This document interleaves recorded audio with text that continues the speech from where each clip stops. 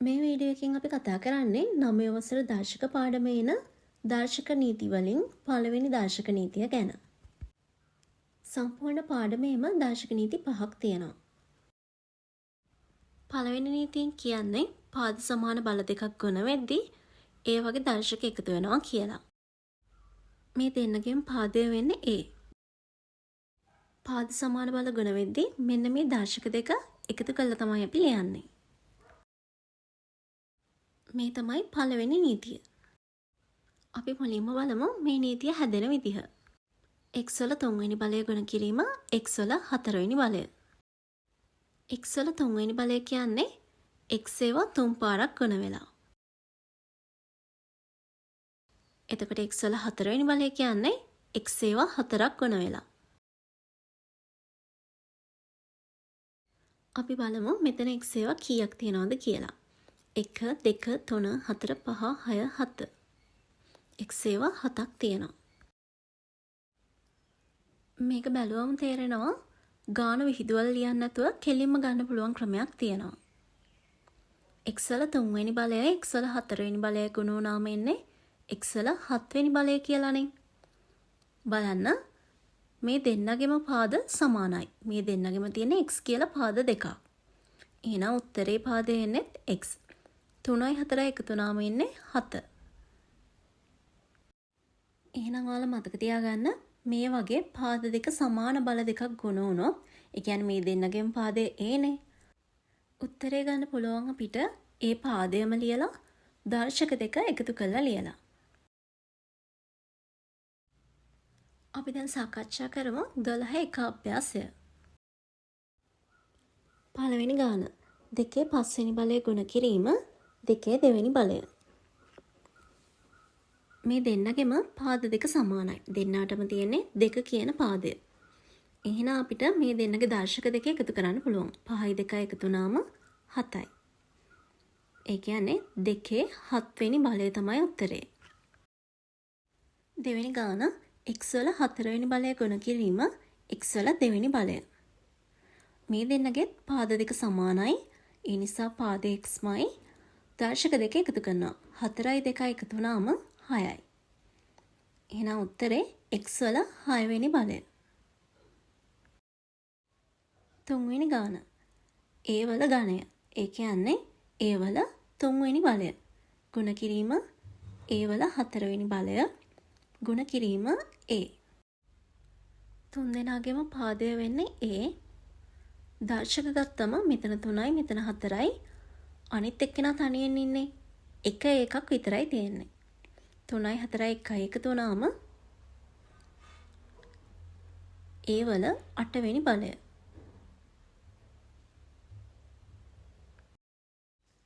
හතරවෙනි ගාන 5යි p ගණය ගුණ කිරීම 3යි p.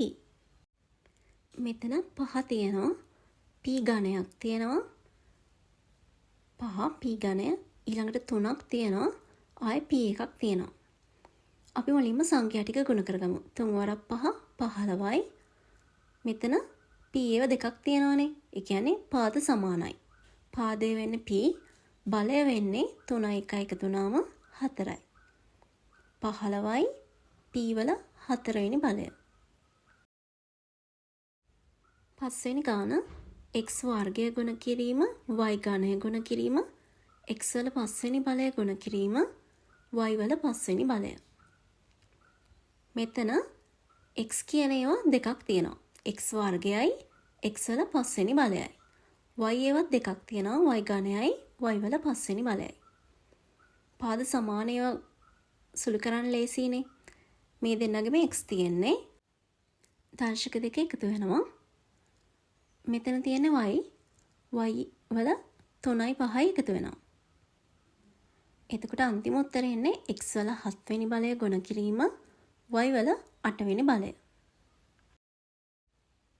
දෙවෙනි ගානේ තියෙන්නේ a තීරයේ තියෙන ඒවාට b තීරයේ තියෙන ඒවා යා කරන්න. 3යි 7යි දර්ශක දෙක එකතු වුණාම එන්නේ 10. දෙවෙනි එකෙත් පාද තුනම සමානයි. x වල 5 x වල වර්ගය තනි x එකක්. මේ කියන්නේ 1 x එකයිනේ තියෙන්නේ. ඒ නිසා x වල පළවෙනි බලය. 5යි 2යි 1යි එකතු වුණාම 8යි. තුන්වෙනි ගානෙත් x වල 7 වෙනි බලය. මෙයා 1x එකයි තියෙන්නේ. 7යි 1යි එකතු වුණාම ඒ එන්නේ 8 කියලා. ඊළඟ ගානේ 2යි 2යි 4යි 4ට 6ක් එකතු වුණාම 10යි. අන්තිම එකේ මෙතන 1x එකයි තියෙන්නේ. 2යි 3යි එකතු වුණාම 5යි 5ට 2ක් 7යි 7ට 1ක් එකතු වුණාම 8යි. එතකොට x වල 7 වෙනි බලයයි x වල 9 වෙනි බලයයි අපිට උත්තර විදිහට ලැබෙන්නේ නැහැ. තුන්වෙනි ගානේ තියෙන්නේ අගය සොයන්න. ඒ කියන්නේ අපි අන්තිම වෙනකන් සුළු කළා අගයක් තමයි හොයාගන්න ඕනි. 3 5 වෙනි බලය ගුණ කිරීම 3 5 වෙනි බලය. මේ දෙන්නගෙම පාද සමාන නිසා පාදය වෙන්නේ 5 දර්ශක දෙක එකතු වෙනවා. 5යි 5 එකතු වුණාම 10යි. 3 10 වෙනි බලය. අපිට කියන්නේ අගය හොයන්නනේ. ඒ නිසා අපි සුළු කරලා අගය හොයාගන්න ඕනි. 3 10 වෙනි බලය කියන්නේ 3 කියන සංඛ්‍යාව 3 කියන ඉලක්කම 10 වතාවක් ගුණ වෙන්න ඕනි. මේක වල තනියම සුළු කරලා බලන්න. 3 වරක් 3 9යි 9 වරක් 3 27යි 27ව 3ක් 81යි 81 3ක් 273යි.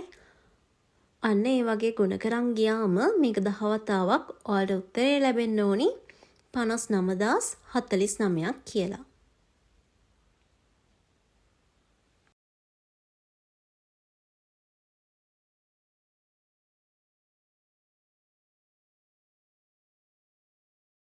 මේකේ B ගාන 7 වර්ගය 7 ගණය 7 පළවෙනි බලය. එහෙනම් පාද සමාන නිසා ඒ පාදෙම ලියනවා දර්ශක තුන එකතු කරනවා. 2යි 3යි 1යි එකතු වුණාම 4යි. එහෙනම් 7 4වෙනි බලය. අගය හොයන්න කියලා තියෙන්නේ. ඒ නිසා 7 අපි 4 පාරක් ගුණ කරමු. 7 වරක් 7 49යි 49ව 7ක් 343යි 343ව 3ක් 2401යි. හතරවෙනි ප්‍රශ්නේ සුළු කරන්න තියෙන්නේ. මේකේ පළවෙනි ගාන. පාද දෙකම සමානයි නම් අපි ඒ පාදයම ලියලා දර්ශක දෙක එකතු කරනවා. 3යි 6 එකතු වුණාම 9යි. දෙවෙනි ගානෙත් පාද තුනම සමානයි. ඒ නිසා පාදය xමයි. 2යි 2යි එකතු වුණාම 4යි 4ට 2ක් එකතු වුණාම 6යි. තුන්වෙනි එකෙත් පාද තුනම සමානයි. ඒ නිසා මේ පාදයම ලියනවා දර්ශක තුන එකතු කරනවා. 3යි 2යි 4යි එකතු වුණාම 9යි. ඊළඟ ගානේ බල තියෙන ඒවා දෙකයි තියෙන්නේ. x ඝනයයි x වල 5 වෙනි බලයයි. එතකොට දෙක කියන ඉලක්කම නිකම්ම ලියනවා. අර බල දෙකේ පාද සමානයි. ඒ නිසා පාදය xමයි. දර්ශක දෙක එකතු කරනවා. 3යි 5 එකතු වුණාම 8යි. පස්වෙනි ගාන. මුලින්ම බලමු අපි බල තියෙන්නේ මොනවාගේද කියලා. මෙතන තියෙනවා p වර්ගයක්. මෙතන තියෙනවා p ඝනයක්.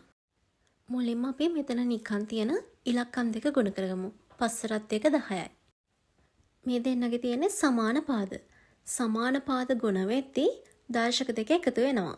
එහෙනම් 2යි 3යි එකතු වුණාම 5යි. උත්තරේ 10යි p වල 5 වෙනි බලය. 6 වෙනි ගානේ x තියෙන ඒවා බලමු. මෙතන x වර්ගයක් තියෙනවා. මෙතන එක x එකයි මෙතන x වල 5 වෙනි බලයක් තියෙනවා. එක x එකක් කියන්නේ x වල පළවෙනි බලය. දැන් අපි මෙතන තියෙන නිකන් තියෙන සංඛ්‍යා ටික ගුණ කරගමු. 4 වරක් 2 8යි 8 වරක් 3 24යි. මෙතන සමානම පාද තියෙන තුනක් ගුණ වෙලා තියෙන්නේ. ඒ නිසා මෙන්න මේ උඩින් තියෙන දර්ශක තුන එකතු කරනවා. එතකොට x වල 8 වෙනි බලය.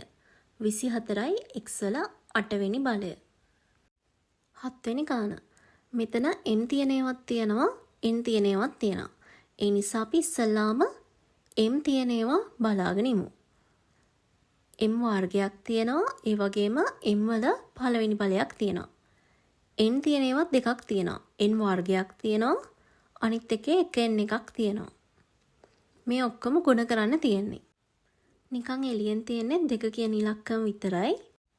ඊළඟට සමාන පාද තියෙන ඒවා ගුණ කරමු. මේ දෙන්නගෙම m තියෙන්නේ පාදයේ m. එහෙනම් දර්ශක දෙක එකතු කරනවා 3යි. ඊළඟට n තියෙන බල දෙකකුත් තියෙනවානේ. ඒ දෙන්නගෙම සමාන පාද. ඒ කියන්නේ nම තමයි තියෙන්නේ. ඒ නිසා දශක දෙක එකතු කරනවා. 2 1 එකතු වුණාම 3යි. මේක තමයි උත්තරේ.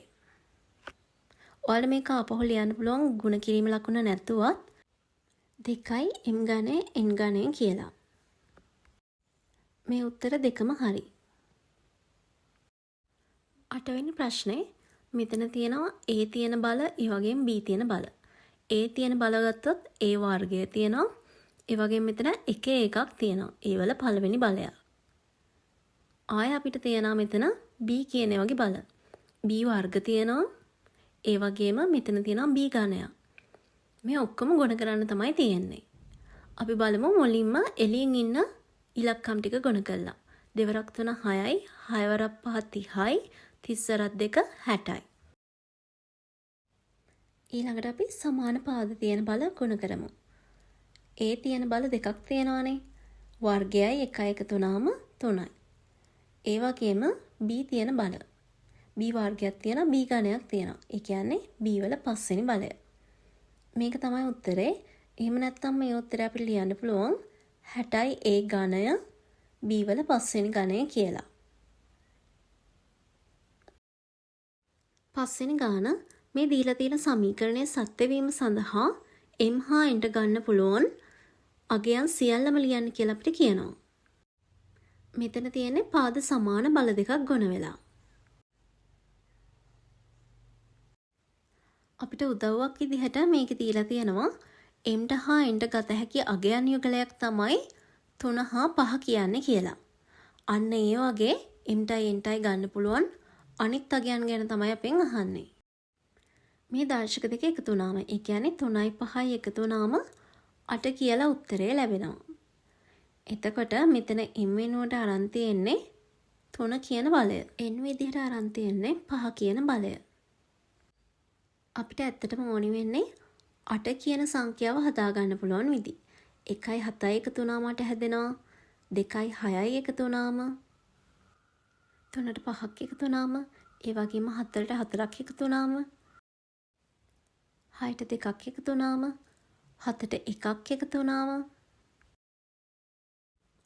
8ට බිඳුවක් එකතු වුණාම බිඳුවට 8ක් එකතු වුණාම මෙන්න මේ වගේ m ටයි n ටයි අපිට අගයන් සියල්ලම හොයාගන්න පුළුවන්.